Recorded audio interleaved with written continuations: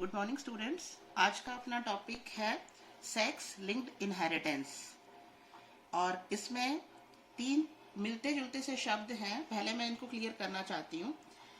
Sex linked inheritance, sex limited genes and sex influenced genes. Linked मतलब सहलग्न, तो यह हमारा मेन टॉपिक रहेगा, सेक्स लिंक्ड इनहेरिटेंस। इससे क्लियर है कि ये वो जीन्स हैं जो केवल सेक्स क्रोमोसोम पर उपस्थित हैं, यानी genes which are presented on X और वाई क्रोमोसोम। क्योंकि ये एक्स या वाई क्रोमोसोम पर लगे हुए जीन्स हैं, इसीलिए इन्हें कहते हैं सेक्स लिंक्ड जीन्स। और इनके द्वारा जिन लक्षणों का नियंत्रण होता है उन्हें कहते हैं सेक्स लिंक्ड कैरेक्टर्स। और इनके द्वारा जो वंशागति होती है कैरेक्टर्स की, तो उसे कहेंगे सेक्स लिंक्ड कैरेक्टर इनहेरिटेंस। तो इसका हम डिटेल में करेंगे बाद में। पहले हम इनसे रिलेटेड कुछ दो टर्म्स और हैं, इनको ध्यान में लेते हैं। ये है sex limited genes. Sex limited genes यानी कि लिमिटेड मतलब सीमित, यानी ये वो जीन्स हैं जो सेक्स क्रोमोसोम पर उपस्थित नहीं है, ये ऑटोसोम्स पर उपस्थित है, ऑटोसोम्स। इसी तरह से सेक्स इन्फ्लुएंट जीन्स भी ऑटोसोम्स पर उपस्थित हैं। Means these genes are not located on X or Y chromosome, or we can say on sex chromosomes. These genes are located on autosomes. लेकिन अब यह है लिमिटेड, मतलब ये जो जीन्स हैं ये केवल एक ही लिंग के प्राणी में, यानी ओनली इन वन सेक्स, एक टाइप ऑफ सेक्स, एक ही लिंग के प्राणी में जो है इनके द्वारा नियंत्रित कैरेक्टर्स जो है वो प्रदर्शित करते हैं। इसीलिए इसको कहेंगे लिमिटेड। लिमिटेड यानी सीमित, यानी या तो किसमें होंगे, मेल में, या किसमें होंगे, फीमेल में। तो इस तरह के जो कैरेक्टर्स हैं, इस तरह के जो जीन्स हैं जो ऑटोसोम्स पर उपस्थित हैं लेकिन किसी एक ही लिंग में अपने लक्षण प्रकट कर पाते हैं, दूसरे में प्रकट नहीं करते हैं, तो वो कहलाते हैं सेक्स लिमिटेड जीन्स। और ऐसा इसलिए होता है क्योंकि ये जो जीन्स हैं, सेक्स लिमिटेड जो जीन्स हैं, ये सेक्स हार्मोन्स जो होते हैं उन हार्मोन्स का भी इन पर नियंत्रण होता है। एज वी नो कि मेल के अंदर सेक्स हार्मोन है टेस्टोस्टेरोन, एंड फीमेल के अंदर जो सेक्स हार्मोन है वो है एस्ट्रोजन एंड प्रोजेस्टेरोन। ठीक है, तो ये जो है सेक्स हार्मोन्स हैं, लिंग हार्मोन्स हैं, और इनके द्वारा primary and secondary sexual characters जो है वो रिप्रेजेंट होते हैं। तो यहाँ पर सेक्स लिमिटेड जीन्स वो जीन्स हैं जो ऑटोसोम्स पर उपस्थित होते हैं लेकिन केवल एक ही लिंग में अपने आप को प्रदर्शित कर पाते हैं। क्यों? क्योंकि इनका जो कैरेक्टर है वो किस पर डिपेंड कर रहा है, इनकी क्रियाशीलता डिपेंड करती है सेक्स हार्मोन्स पर। ठीक है, तो इसीलिए या तो जो है वो किसमें होंगे, मेल में अपने आप को कर पाएंगे। जैसे कुछ कैरेक्टर्स है जो हमें केवल मेल में देखने को मिलते हैं, जैसे कौन सा है, दाढ़ी मूंछ का होना। ठीक है, तो दाढ़ी मूंछ का होना किसमें होता है, मेल में होता है। ठीक है, और तो ये जो मेल में ये जो कैरेक्टर है दाढ़ी मूंछ का होना, ये जिस जीन के द्वारा नियंत्रित होता है, तो वो जीन जो है फीमेल में भी उपस्थित है, लेकिन फीमेल में वो अपने आप को प्रदर्शित नहीं कर पाती है क्योंकि जो है उसके अंदर उससे संबंधित सेक्स हार्मोन यानी टेस्टोस्टेरोन नहीं है। ठीक है, इसी तरह से कुछ एग्जांपल हम फीमेल के लेते हैं। जैसे फीमेल के अंदर जो ब्रेस्ट का डेवलपमेंट है, ब्रेस्ट का जो विकास है वो, तो ब्रेस्ट का विकास से संबंधित जीन ऑटोसोम पर है, यानी कि बोथ मेल और फीमेल में है, लेकिन यह जीन अपने आप को प्रदर्शित कर पाता है केवल फीमेल में, मेल में अपने आप को प्रदर्शित नहीं कर पाता है। और इसका कारण भी ये है, क्यों? क्योंकि इसके प्रदर्शन के लिए फीमेल सेक्स हार्मोन यानी एस्ट्रोजन और प्रोजेस्टेरोन की आवश्यकता पड़ती है। ठीक है, इसी तरह से कुछ और अगर हम एग्जांपल लेते हैं, जैसे मैमेरी ग्लैंड्स से दुग्ध का स्रवण होना, मिल्क सिक्रेशन, मैमल्स के अंदर जो है, स्तनधारियों के अंदर जो है दूध का स्रवण होना, तो ये जो कैरेक्टर है, ये कैरेक्टर केवल किसमें होता है, फीमेल में होता है। हालांकि इससे संबंधित जीन्स दोनों में उपस्थित हैं, यानी मेल में भी उपस्थित है, फीमेल में भी उपस्थित है, लेकिन ये अपना लक्षण केवल फीमेल में ही प्रदर्शित करने में सक्षम है। तो इस तरह के जीन्स जो ऑटोसोम पर है लेकिन अपना लक्षण केवल एक ही सेक्स में प्रदर्शित कर पाते हैं, तो वो कहलाते हैं सीमित जीन्स, सेक्स लिमिटेड जीन्स। ठीक है, और ये क्यों बताया वापस से, this is also under control of sex hormone. तो दोनों चीजें का कंट्रोल होने के कारण, यानी जीन का नियंत्रण प्लस सेक्स हार्मोन्स के नियंत्रण के कारण ये लक्षण प्रकट हो पाते हैं। अब हम आते हैं तीसरा रिलेटेड टॉपिक है इसे, सेक्स इन्फ्लुएंस जीन। इन्फ्लुएंस यानी प्रभुता, यानी कुछ ऐसे कैरेक्टर्स हमें देखने को मिलते हैं जिनकी प्रभुता मेल में होती है और फीमेल में नहीं होती। ठीक है, इसका हम सिंपल पहले हम एग्जाम्पल ले लेते हैं। इसमें एग्जाम्पल लेते हैं अपन जैसे बाल्डनेस का, बाल्डनेस गंजापन का। गंजेपन के लिए जो जीन है वो रिस्पॉन्सिबल है, कैपिटल बी है जैसे, तो अगर कैपिटल बी होमोजाइगस अवस्था में है, तो होमोजाइगस अवस्था में है तो वो चाहे मेल में हो चाहे फीमेल में हो उनमें गंजापन होगा। और अगर होमोजाइगस रिसेसिव में है तो वो चाहे मेल में हो चाहे फीमेल में हो उनमें गंजापन नहीं होगा। अब बीच की कंडीशन आती है हेट्रोजाइगस। अब हेट्रोजाइगस में बी यानी बाल्डनेस का जीन डोमिनेंट है तो मेल के अंदर तो गंजापन होता है। अगर ये कंडीशन होती है मेल में जीनोटाइप की तो उनमें तो गंजापन होता है, लेकिन ऐसी कंडीशन होने के बावजूद भी जो है यह अपनी प्रभुता फीमेल में नहीं दर्शा पाता है। यानी ऐसी फीमेल जिसमें हेट्रोजाइगस अवस्था में ये जीन उपस्थित है उनमें गंजापन नहीं होता है। इसका मतलब इस पर्टिकुलर जीन की प्रभुता किसमें ज्यादा है, मेल में ज्यादा है, फीमेल में इसकी प्रभुता नहीं है। अब इसका कारण क्या है, अब इसका कारण यह है कि जो सेक्स हार्मोन्स हैं उन सेक्स हार्मोन्स के जो उप उत्पाद होते हैं, तो उन उत्पाद के कारण ही ये होता है कि कुछ जीन्स जो सेक्स इन्फ्लुएंस्ड जीन्स होते हैं, यानी एक सेक्स में तो वो अपनी प्रभुता दिखाते हैं लेकिन दूसरे सेक्स में उनकी प्रभुता कम होती है, और इस तरह के जीन्स भी ऑटोसोम्स पर ही उपस्थित होते हैं। तो ये कुछ रिलेटेड टर्म्स हैं, sex linked inheritance, sex limited genes and sex influenced genes. तो यहाँ पर जो है इसके बाद में अब अपन अपने मेन टॉपिक पर आते हैं, सेक्स लिंक्ड जीन्स पर। We come to our main topic that is sex linked genes, sex linked characters and sex linked inheritance.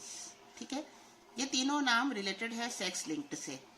Sex linked genes यानी genes which are present on X और Y chromosomes, और इन jeans के द्वारा नियंत्रित लक्षण कहलाते हैं सेक्स लिंक्ड कैरेक्टर्स, और इनका इनहेरिटेंस यानी इनका एक पीढ़ी से दूसरी पीढ़ी में जाना कहलाता है सेक्स लिंक्ड इनहेरिटेंस।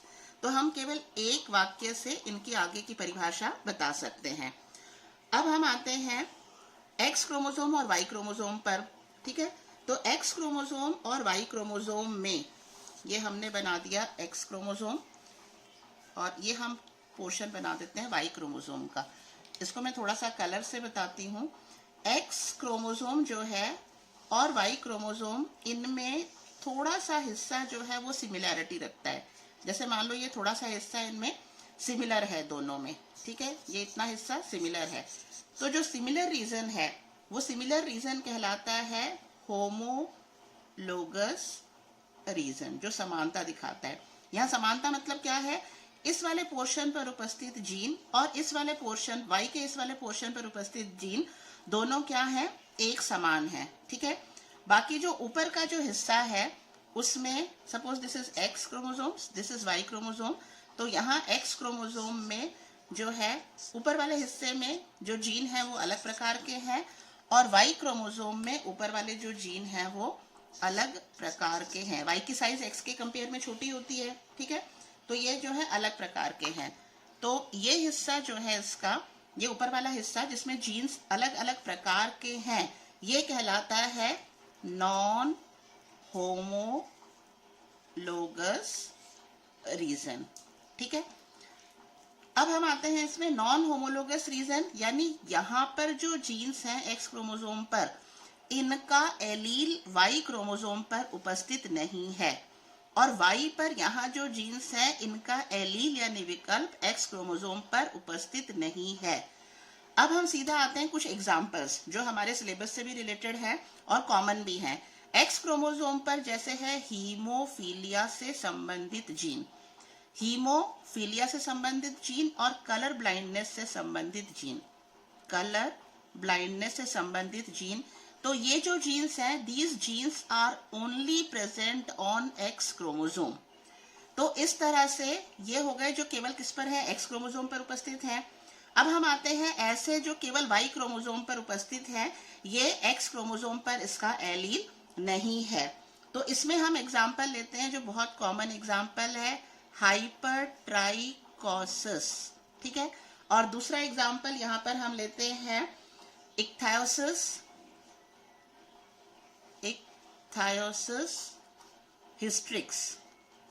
हिस्ट्रिक्स। ये नाम याद रखने का तरीका भी मैं आपको बताऊंगी।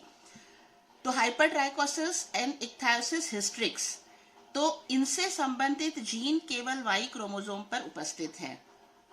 अब हम लेते हैं ऐसे जो दोनों के ऊपर उपस्थित हैं, यानी एक्स के ऊपर भी और वाई के ऊपर भी उसका एलील है, यानी होमोलोगस रीजन के ऊपर उपस्थित है। इसमें हम 3 एग्जाम्पल लेते हैं। पहला हम एग्जाम्पल लेते हैं कंप्लीट या टोटल ब्लाइंडनेस, कंप्लीट ब्लाइंडनेस और we can say total blindness. दूसरा हम एग्जाम्पल लेते हैं यहाँ पर जीरोडर्मा पिगमेंटोसम। एक हम एग्जाम्पल लेते हैं नेफ्रिटिस। एक हम एग्जाम्पल लेते हैं यहाँ पर जीरोडर्मा पिगमेंटोसा रेटिना पिगमेंटोसा।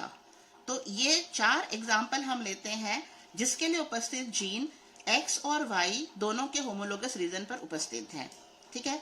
अब हम इसको एक एक करके लेते हैं। इसके आधार पर जीन्स को कुछ कैटेगरीज में बांटा गया है, जैसे है X linked genes. X linked genes यानी genes which are only present on X chromosome, इसका एलील वाई पर नहीं है, तो ये कहलाते हैं एक्स लिंक्ड जीन्स, ठीक है। यहां मैंने जैसे एग्जांपल बताया हीमोफीलिया और कलर ब्लाइंडनेस।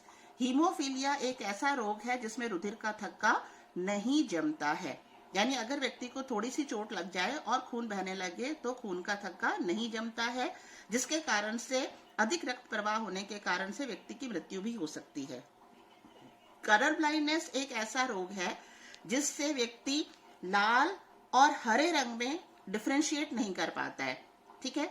तो ये जानलेवा नहीं है, बस कलर डिफरेंशिएशन नहीं हो पाएगा, रेड एंड ग्रीन कलर में डिफरेंशिएशन नहीं होगा, लेकिन हीमोफीलिया जो है ये खतरनाक रोग है, ठीक है। अब ये फीमेल के अंदर तो तभी होगा, ये जो रोग है ये तभी होंगे जब ये फीमेल के दोनों एक्स क्रोमोसोम पर होंगे, क्योंकि ज्यादातर जो डिजीज क्रिएट करने वाले जो जीन्स होते हैं वो जीन्स रिसेसिव कंडीशन में होते हैं। इसका मतलब हीमोफीलिया वाला भी रिसेसिव कंडीशन में है और कलर ब्लाइंडनेस वाला भी रिसेसिव कंडीशन में है। तो फीमेल के अंदर यह लक्षण तभी प्रकट होगा जब फीमेल के दोनों एक्स क्रोमोसोम पर इससे संबंधित जीन होंगे। जैसे एक्स एच से रिप्रेजेंट करेंगे हीमोफीलिया को, तो अगर एक्स दोनों एक्स पर एच हीमोफीलिया से संबंधित जीन है, रिसेसिव जीन है, तो फीमेल होगी हीमोफिलिक। अगर हेट्रोजाइगस अवस्था में है, यानी एक एक्स क्रोमोसोम के ऊपर जो एच है जीन लेकिन दूसरा नॉर्मल है, तो ऐसे में फीमेल खुद रोगी नहीं होगी, लेकिन वो वाहक होगी, कैरियर होगी। क्यों? क्योंकि उसका ये वाला जो एक्स जो है क्रोमोसोम, इसके साथ में यह जीन अगली पीढ़ी में इसकी संतति में जाएगा, इसीलिए यहाँ पर वो खुद रोगी नहीं है, लेकिन आगे की पीढ़ी में के लिए वो वाहक है। और तीसरा है कि नॉर्मल, तो 3 कंडीशन हो सकती हैं। ये तो हो गई नॉर्मल कंडीशन की भी हीमोफीलिया का जीन उपस्थित है ही नहीं, और ये हो गया इसमें है लेकिन हेट्रोजाइगस अवस्था में है, इसीलिए इसमें खुद में वो कैरेक्टर जो है वो दिखाई नहीं देगा, वो वाहक होगी, वो उसमें ये रोग तभी होगा जब होमोजाइगस अवस्था में होगी, ठीक है। लेकिन मेल के अंदर अगर एक्स क्रोमोसोम के ऊपर यह जीन है, तो क्योंकि मेल के अंदर सेक्स क्रोमोसोम एक्स और वाई होता है और एक्स का पेयर नहीं है, एक्स की जगह दूसरा जो है वो वाई है, तो यहाँ पर ये रिसेसिव होने के बावजूद अपना लक्षण प्रकट करेगा। तो जो है मेल में तो अगर एक्स के ऊपर हीमोफिलिक जीन है तो वो उसमें जो है लक्षण प्रकट होगा, लेकिन फीमेल में यह लक्षण तभी प्रकट होगा जब यह होमोजाइगस अवस्था में होगा। ठीक है। अब इसके अंदर ऐसा है 10,000 के लगभग अगर कोई ऐसा व्यक्ति है जिसमें एक्स, एच और वाई है, तो उसमें से कोई इक्के दुक्के ही सर्वाइव करते हैं, बाकी सर्वाइव करते ही नहीं है। हीमोफीलिया जो रोग है, इस रोग को शाही रोग भी कहते हैं। शाही रोग इसको क्यों कहा जाता है कि यूरोप में जो वहां की जो महारानी विक्टोरिया थी, यूरोप के राजघराने में इंग्लैंड की महारानी विक्टोरिया को संभवतः यह रोग उत्परिवर्तन के कारण उत्पन्न हुआ होगा और फिर वहां से पूरे परिवार में संचरित हुआ, इसीलिए हीमोफीलिया रोग को शाही परिवार का रोग भी माना जाता है। अब हम आते हैं अपने सेकंड इसके ऊपर, जो एक्स लिंक्ड जीन है उसके लिए रिस्पॉन्सिबल है। किसके लिए? कलर ब्लाइंडनेस के लिए। जैसे मैंने बताया था, कलर ब्लाइंडनेस यहाँ पर क्या है, रेड और ग्रीन कलर में जो है डिफरेंशिएट व्यक्ति नहीं कर पाता है। अब यहाँ आते हैं, हमारे अंदर जो विजुअल पिगमेंटेशंस होते हैं, उन विजुअल पिगमेंटेशन की कमी हो जाती है, उसके कारण होता है कलर ब्लाइंडनेस। तो यहाँ पर विजुअल पिगमेंटेशन के लिए 3 तरह के कलर का अवशोषण के लिए 3 तरह के पिगमेंट होते हैं। हम कहते हैं उसको क्लोरो, एरिथ्रो एंड साइनो। आगे हम लगा देंगे शब्द लेब, LABE लेब। क्लोरो एज वी नो किस कलर के लिए है रिस्पॉन्सिबल? ग्रीन कलर के लिए। एरिथ्रो कौन से कलर के लिए है? रेड कलर के लिए। साइनो कौन से कलर के लिए है? ब्लू कलर के लिए। तो यहाँ पर जो है क्लोरोएबल यानी कि ग्रीन कलर का अवशोषण करना, एरिथ्रोएबल यानी कि रेड कलर का अवशोषण करना और साइनोएबल यानी कि ब्लू कलर का अवशोषण करना। और इनसे संबंधित जो रोग है उनके नाम आते हैं प्रोटोनोपिया, ड्यूट्रोनोपिया PIA एंड ट्राइटोनोपिया। यदि व्यक्ति लाल रंग को नहीं देख पाता है तो उसे कहेंगे प्रोटोनोपिया। यदि व्यक्ति ग्रीन कलर को नहीं देख पाता है तो उसे कहेंगे ड्यूट्रोनोपिया। और यदि व्यक्ति नीले रंग को नहीं देख पाता है तो उसे कहेंगे ट्राइटोनोपिया। इसके संबंधित जो जीन है वो है प्रोटोन एंड ड्यूट्रॉन से संबंधित जो जीन है। प्रोटॉन और ड्यूट्रॉन मतलब कौन सा कलर हो गया? ये क्लोरेबल और एरिथ्रोरेबल यानी ग्रीन और रेड कलर। तो इनसे संबंधित जो जीन है ये उपस्थित होते हैं एक्स क्रोमोसोम के ऊपर। ठीक है। तो यदि यह जीन एक्स क्रोमोसोम पर है तो जो है ये कहलाएगा क्या? Colour blindness. व्यक्ति जो है वो ग्रीन और रेड कलर में डिफरेंस नहीं कर पाएगा। ये हमें नाम याद रखने हैं। और तीसरा जो है ट्राइटोन जिसके लिए जो जीन रिस्पॉन्सिबल है कौन से कलर के लिए? ब्लू कलर के लिए। ये उपस्थित होता है auto. Now genes which are located only on X chromosome, they are known as X linked genes. और 2 एग्जाम्पल जो हमने दे दिए वो कौन सा था? एक तो कलर ब्लाइंडनेस का और एक हीमोफीलिया का। अब हम लेते हैं वाई लिंक्ड जीन्स के कुछ एग्जाम्पल्स जो मैंने आप लोगों को डायग्राम में बताया था। वाई लिंक्ड जीन्स में आते हैं जो केवल वाई क्रोमोसोम पर उपस्थित है, एक्स क्रोमोसोम पर नहीं पाए जाते हैं।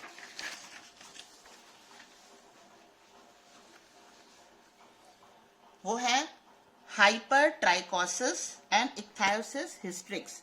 मैंने आपको बताया था कि इसका नाम याद रखने का तरीका, हाइपर मतलब क्या होता है? अधिक, TRY ट्राई होता है कोशिश, और CHOSIS का उच्चारण भी हम कर सकते हैं कोशिश। तो क्या हो गया? ज्यादा ट्राई करो, कोशिश करो, हाइपर ट्राइकोसिस। तो वैसे इसके केवल नाम याद रखने का तरीका है ये। हाइपर ट्राइकोसिस में क्या होता है कि जो कर्ण प्लव है, ठीक है, इस कर्ण प्लव के ऊपर बालों का गुच्छा पाया जाता है, रोम गुच्छक पाए जाते हैं। तो इस तरह का कैरेक्टर हम किसमें देखते हैं? इस तरह का कैरेक्टर केवल मेल में होता है, फीमेल में नहीं होता है। और जैसे जैसे उम्र बढ़ती जाती है तो मेल का जो ये ईयर पिन्ना है, इसके ऊपर बालों की संख्या के गुच्छे कई बार ज्यादा बढ़ते हैं। तो ये हाइपरट्राइकोसिस है, और हाइपरट्राइकोसिस से संबंधित जीन केवल वाई क्रोमोसोम पर उपस्थित है। ये याद रहेगा, हाइपर ज्यादा, ट्राई और कोशिश, तो हाइपरट्राइकोसिस हो गया। दूसरा नाम है इक्थायोसिस हिस्ट्रिक्स। इस इक्थायोसिस, सिस मतलब क्या होता है, वैसे हम कॉमन क्या कहते हैं, सिस मतलब सिस्टर, ठीक है। और हिस को हम कह सकते हैं HIS, हिज। ट्रिक्स हम कह सकते हैं चाल, ट्रिक्स यानी चाल। अब यहाँ पर क्या है, जैसे कोई एक सिस्टर अपनी सिस्टर को कोई कहानी सुना रही हो कि इक्थायोसिस यानी सिस्टर एक था, हिस जिसने कई ट्रिक्स अपनाई, तो इक्थायोसिस। 2-3 बार आप इसका उच्चारण करोगे, आपको ये ट्रिक याद करने की जरूरत नहीं है, ये नाम आराम से याद हो जाएगा। इक्थायोसिस हिस्ट्रिक्स। इक्थायोसिस हिस्ट्रिक्स से संबंधित जीन जो है ये उपस्थित होता है केवल वाई क्रोमोसोम पर। और इक्थायोसिस हिस्ट्रिक्स जो है, इसके अंदर क्या है कि जो स्किन होती है, स्किन के ऊपर स्केली अपीयरेंस आ जाता है, जैसे रेप्टाइल्स में या फिशेस में होता है, तो उस तरह से स्केल्स जो है डेवलप हो जाती हैं, तो उस रोग को कहेंगे इक्थायोसिस हिस्ट्रिक्स। आज तक इंडिया में केवल मात्र एक ऐसा केस आया है, जो 46 ईयर का मेल था। वो पैदा नॉर्मल हुआ था, पैदाइशी उसके कोई इस तरह का डिजीज नहीं थी, लेकिन बाद में धीरे धीरे उसकी स्किन के ऊपर, खासतौर से हाथ और पैर की जो स्किन है वो मोटी होने लग गई और उसके ऊपर स्केल्स डेवलप होने लग गए। तो ये रेयरेस्ट केस है, क्योंकि यह केवल वाई क्रोमोसोम पर उपस्थित है, और वाई क्रोमोसोम केवल मेल में होता है, फीमेल में नहीं होता है। इसीलिए इन जीन्स को हॉलैंड्रिक जीन्स भी कहते हैं। एंड्रा मतलब मैंने कितनी बार बताया, मेल। तो हॉलैंड्रिक यानी genes which are present only in male, यानी ये ऐसा कैरेक्टर है जो केवल मेल से मेल में ट्रांसफर होगा, इनहेरिट होगा। तो ये है वाई लिंक्ड जीन्स। अब हम आते हैं होमोलोगस रीजन। होमोलोगस रीजन मतलब रीजन, ये ग्रीन कलर से बताया है, दोनों सेम कलर इसीलिए लिया गया है ताकि जो है इसमें ये पता रहे कि ये वो पोर्शन है एक्स और वाई क्रोमोसोम का जो होमोलोगस है, जिनके ऊपर सेम प्रकार के जीन्स की व्यवस्था है। यहाँ जैसे 9 नंबर के ऊपर है टोटल कलर ब्लाइंडनेस से संबंधित जीन, 14 नंबर के ऊपर है जीरोडर्मा पिगमेंटोसम, और 28 नंबर के ऊपर है रेटिनिस पिगमेंटोसम। यही बीच में हम कहीं डाल देते हैं नेफ्रिटिस। नेफ्रिटिस, पहले हम इस रोग को थोड़ा थोड़ा समझ लें। टोटल कलर ब्लाइंडनेस मतलब not able to differentiate between colour, किसी कलर में डिफरेंस नहीं कर पाना। यहाँ था रेड और ग्रीन का कलर डिफरेंशिएशन जो केवल एक्स लिंक्ड पर था, लेकिन यहाँ पर क्या है, टोटल कलर ब्लाइंडनेस। जीरोडर्मा पिगमेंटोसम, डर्मा मतलब होता है स्किन और पिगमेंट यानी वर्णक, तो जीरोडर्मा पिगमेंटेशन में क्या होता है, स्किन अल्ट्रावायलेट रेडिएशंस के प्रति बहुत ज्यादा सेंसिटिव हो जाती है। जैसे हम कई बार धूप में जाते हैं तो हमारे स्किन पर ईचिंग शुरू हो जाती है अल्ट्रावायलेट रेडिएशंस के कारण। तो ये वैसे तो नॉर्मल है, लेकिन इस जीन की उपस्थिति के कारण स्किन जो है ओवर सेंसिटिव हो जाती है टू अल्ट्रावायलेट रेडिएशंस, और अगर ज्यादा समय तक ऐसा व्यक्ति धूप में रहता है तो उसके अंदर आगे चलकर स्किन कैंसर तक डेवलप हो सकता है।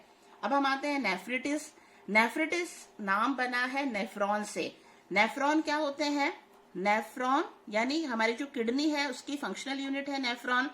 तो नेफ्रोटिस में क्या होगा, जो नेफ्रॉन है वो सही तरह से फंक्शन नहीं करते हैं, जिसके कारण किडनी से संबंधित डिजीज जो है वो हो सकती है, यानी किडनी सही तरह से काम नहीं करेगी, यानी यूरिनरी ट्रैक्ट में इन्फेक्शन हो सकता है। वो इन्फेक्शन आगे चल करके जो है किडनी में पेल्विस भाग में भी हो सकता है। तो ये है नेफ्रिटिस। आते हैं अब अपन रेटिनिस पिगमेंटोसम। हमारा जो रेटिना है आंख में, ये लेंस वाला भाग हो गया, पीछे जो रेटिना वाला भाग है यहाँ पर जो है लाइट पड़ती है और यहाँ पर इमेजेस फॉर्म होती हैं। तो यहाँ पर जो है इससे सूचना पहुंचाई जाती है ब्रेन तक। लेकिन रेटिनिस पिगमेंटोसम में क्या होता है, हमारी जो रेटिना है उसके ऊपर जो पिगमेंट्स हैं वो सही तरह से कार्य नहीं कर पाते हैं, सही तरह से एब्जॉर्ब नहीं कर पाते हैं, और एक समय के बाद में अंधापन भी हो सकता है। तो ये है total color blindness, xeroderma pigmentosum, nephritia and retinitis pigmentosum ऐसे जीन हैं जो X और Y दोनों गुणसूत्रों के ऊपर उपस्थित हैं, तो इसे हम कहेंगे XY लिंक्ड जीन्स। तो इस तरह से टोटल हमने इसको कितने पार्ट में बांट दिया जीन्स को।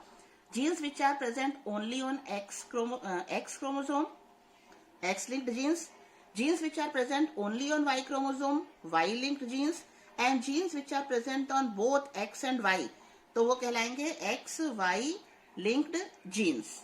अब इसी के आधार पर दो तरह का इनहेरिटेंस और इसे हम कह सकते हैं, एक तो होता है इनकम्प्लीट इनहेरिटेंस और दूसरा होता है complete inheritance. Incomplete inheritance and complete inheritance. अब यहाँ पर क्योंकि ये होमोलोगस रीजन है, तो होमोलोगस रीजन है तो मियोसिस के टाइम पर क्रॉसिंग ओवर होने की संभावना बनती है इस होमोलोगस रीजन में। और क्रॉसिंग ओवर होने के कारण क्या हो सकता है, कुछ जीन्स का आदान प्रदान हो सकता है या सेगमेंट का आदान प्रदान हो सकता है। तो इसीलिए होमोलोगस रीजन पर उपस्थित जो जीन्स हैं इनके इनहेरिटेंस को हम कहते हैं इनकम्प्लीट इनहेरिटेंस, क्योंकि पॉसिबिलिटी बनती है क्रॉसिंग ओवर की। लेकिन यहाँ नॉन होमोलोगस जो रीजन है, तो नॉन होमोलोगस रीजन होने के कारण यहाँ पर क्रॉसिंग ओवर की पॉसिबिलिटी नहीं होती है। ड्यूरिंग मियोसिस क्रॉसिंग ओवर नहीं होगा इस रीजन में, इसलिए नॉन होमोलोगस रीजन वाले जो जीन्स हैं उनका इनहेरिटेंस जो होगा उसे हम कहेंगे कंप्लीट इनहेरिटेंस। अब इसी के आधार पर इसे 4 टाइप का और बांटा गया है, types of inheritance of sex linked characters. कभी कभी ये टर्म्स पूछी जा सकती हैं, जैसे आ सकता है हॉलैंड्रिक। एंड्रिक शब्द बताया था मेल से संबंधित है, तो हॉलैंड्रिक मतलब ऐसे कैरेक्टर जो फादर में है, फादर से जाएंगे सन में और सन से जाएंगे उसके आगे सन में। यानी कहने का मतलब क्या है, कैरेक्टर जो केवल मेल से मेल में जाते हैं, जो फीमेल में नहीं पाए जाते हैं, तो ऐसा इनहेरिटेंस कहलाएगा हॉलैंड्रिक। इसका मतलब ये कौन से हैं, जो केवल वाई गुणसूत्र पर उपस्थित है। तो वाई तो जो है पिता से बेटे में ही जाएगा और बेटे से उसके बेटे में जाएगा। तो जो वाई लिंक्ड जीन्स हैं वो किस प्रकार के हैं, हॉलैंड्रिक प्रकार के हैं। अब दूसरा टर्म आता है हॉलोजेनिक। हॉलोजेनिक का मतलब है मदर से डॉटर में और डॉटर से उसकी डॉटर में, यानी केवल किस में जा रहा है, फीमेल टू फीमेल, वो किस में नहीं गया, मेल में नहीं जा रहा है। तो इस तरह का इनहेरिटेंस कहलाएगा हॉलोजेनिक, यानी पूरी तरह से फीमेल में ही ऐसे कैरेक्टर इनहेरिट हो रहे हैं। अगर इस तरह का इनहेरिटेंस है तो ये कहलाएगा हॉलोजेनिक। अब आता है डाइजेनिक। जेनिक मतलब यहाँ हम ले लेते हैं फीमेल से, यहाँ हम बीच में लिख देंगे यहाँ पर फीमेल और यहाँ पर मेल और यहाँ पर मेल, यानी कि एक मेल से उसके तीसरी पीढ़ी, बीच की एक पीढ़ी हटा दो, अगली पीढ़ी में दूसरे मेल में जाने के लिए कैरेक्टर बीच में वाहक का कार्य करती है फीमेल। तो इस तरह का इनहेरिटेंस कहलाता है डाइजेनिक। अब हम इसे उदाहरण लेते हैं, जैसे मान लो पिता से, फादर से ये कैरेक्टर गया है पहले डॉटर में और डॉटर से ये जाएगा इसके बेटे में, सन में। तो अगर इस तरह का इनहेरिटेंस हो रहा है, यानी फादर से वो गया डॉटर में और डॉटर से जाएगा इसके बेटे में, तो इस तरह का कहलाएगा डाइजेनिक। और चौथा टर्म है इसका डाइएंड्रिक। डाइएंड्रिक यानी बीच में हम लिख देते हैं मेल और यहाँ हम लिख देते हैं फीमेल और यहाँ हम लिख देते हैं फीमेल, इस तरह से। तो इसका मतलब माता से जो कैरेक्टर गया वो गया बेटे में और बेटे से ये कैरेक्टर जाएगा उसकी बेटी में, यानी माता से बेटे में मेल में और बेटे से जाएगा उसकी बेटी में फीमेल में। तो इस तरह का इनहेरिटेंस अगर हो रहा है तो इसको कहेंगे डाइएंड्रिक। तो ये 4 टर्म्स हमें so this is all about sex linked inheritance. अब हमारे जो है एग्जाम में कई बार छोटे छोटे न्यूमेरिक प्रॉब्लम्स आती है। जैसे अगर पूछा जाता है कलर ब्लाइंड फीमेल और नॉर्मल विजन मेल में यदि विवाह होता है, colour blind female and normal male, तो पहले हमें जो है इसको देखना है कि इसका जीनोटाइप क्या होगा। अगर कलर ब्लाइंड सीधा बताया है फीमेल, तो फीमेल तभी कलर ब्लाइंड होगी जब उसके अंदर होमोजाइगस अवस्था में ये जीन होंगे। हमने ये बना दिया। नॉर्मल मेल यानी कि इसके एक्स क्रोमोसोम के ऊपर ये कलर ब्लाइंड वाला जीन नहीं है। ये हो गए पेरेंट्स जो हमें क्वेश्चन में बताया गया। पहले हमें गैमेट बताने हैं, कितने प्रकार का बनेगा। यहाँ पर एक ही प्रकार का बनेगा, यहाँ 2 प्रकार के बनेंगे। ये हमने यहाँ लिखना है गैमेट फॉर्मेशन। अब अगर ये XC वाला जीन इस X वाले स्पर्म के साथ कंबाइन होता है, फर्टिलाइज होता है, तो ये बन गया XC एंड X। 2 X हैं, इसका मतलब ये होगी डॉटर, और केवल एक X के ऊपर ये C है, इसका मतलब ये क्या है, वाहक है, कैरियर है, खुद जो है ये कलर ब्लाइंड नहीं है। इसी तरह से अगर ये XC वाला ओवा फ्यूज करता है Y के साथ में इस तरह से, तो ये बनेगा क्या, सन, क्योंकि Y है, मेल होगा। अब मेल के अंदर X का पेयर नहीं है, Y है इसकी जगह, यानी C का एलील नहीं है, तो सन होगा कलर ब्लाइंड लक्षण वाला। इस तरह के कई छोटे छोटे न्यूमेरिक आते हैं, तो हमें इसका जीनोटाइप ध्यान में रखते हुए और इसको हमें एक्सप्लेन करना है। और जब भी हम एक्सप्लेन करें ये मेंशन करें, पेरेंट्स है, गैमेट है, और ये डॉटर या सन जो मिल रहे हैं कितनी परसेंटेज है। अब यहाँ पर क्या आ गया, 50% डॉटर जो है, डॉटर सारी कैरियर है, और जो सन है वो सारे क्या है, कलर ब्लाइंड है। तो इस तरह से हमें न्यूमेरिकल प्रॉब्लम सॉल्व करनी है। Thank you.